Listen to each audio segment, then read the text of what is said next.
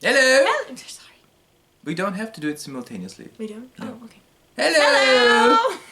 We are... Annie and Konstantin. And you're watching another episode of... Updates. And this is not a test. Well, actually, it was a test. This is a thing I've been working on the last week. And what you have seen is a voluntarily induced glitch. The manipulation of video data in that way is called data moshing, and you probably have seen it in some weird psychedelic music videos. And this technique is going to be a part of La Moucteur. So I'm kind of happy that I figured out how to do that, because it's a nice, weird psychedelic effect that will benefit to the movie. And it has contributed to making this a very, very nerdy, geeky sort of week at KA headquarters, which is always good. So as Konstantin is doing fun things with pixels, I'm doing fun things with depression life hacks. I have many colorful cards of life hacks, which I'm currently organizing into a coherent sort of structure. But beyond that, the script is basically done. So we're probably going to start shooting, probably maybe next week, hopefully maybe. Yeah, Epiphany. Epiphany.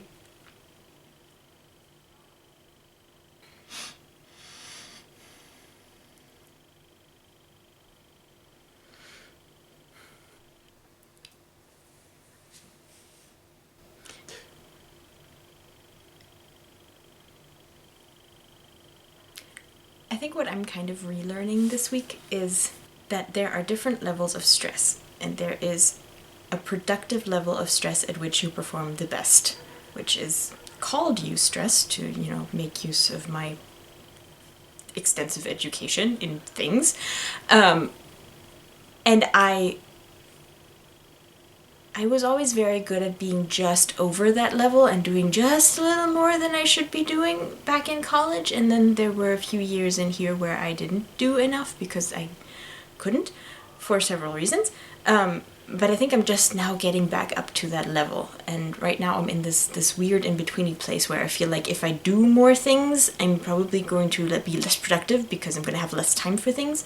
But at the same time, the more I do, the better I get at doing things, because I'm reaching that level of buzzing at just the right frequency to be at my best. And that's a very exciting sort of thing.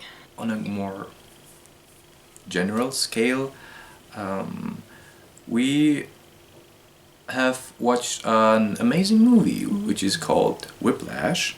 The plotline is you have a young aspiring drummer who is at the best school or music school in the US, and he gets the chance to play in the jazz band of that school, which is like super amazing. And he has this very radical teacher who uses very strict and harsh methods basically to teach his students. That's the whole story, but it's not that important. The most interesting thing is about that movie is that it shows different approaches to art, if you will, without judging, without having a clear moral, which is common for so many films, that you expect a movie to have a moral, do good things and everything will be fine. Basically, this is a thing you expect, and this movie doesn't deliver it. It leaves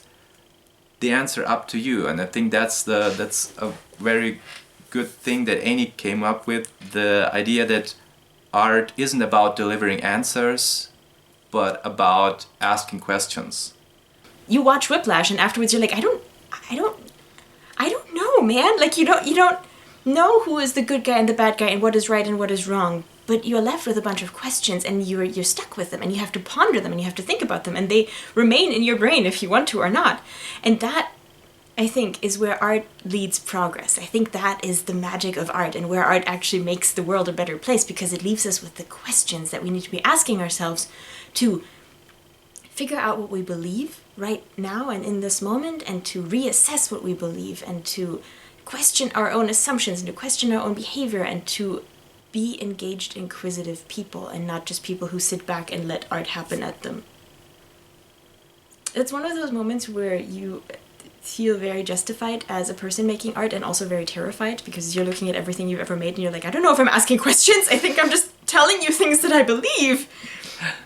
But it's also a very good task, I think. It's something where whenever we tackle a new project now, I'm not going to be sitting there going, okay, what are we trying to tell the people? I'm going to be thinking, what questions are we trying to raise? What questions do I want to be stuck in the minds of people when this is over? And I don't care what your answers are going to be. I just want you to be asking the questions. And I like that a lot. But beyond that, the script is basically done. So we're probably going to start shooting probably maybe next week, hopefully maybe. Hopefully. I like how we're always very, very firm and specific in our promises. It's like always be like, yeah, we're going to do that next week, probably, maybe, eventually. We'll see.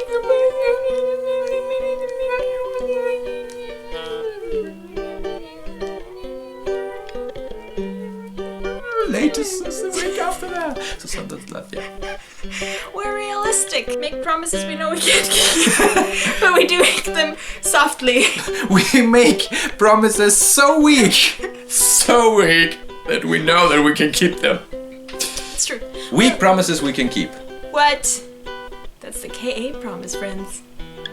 Maybe. Sort of. I mean, a little bit. We're kind of trying. I mean, it's Hello!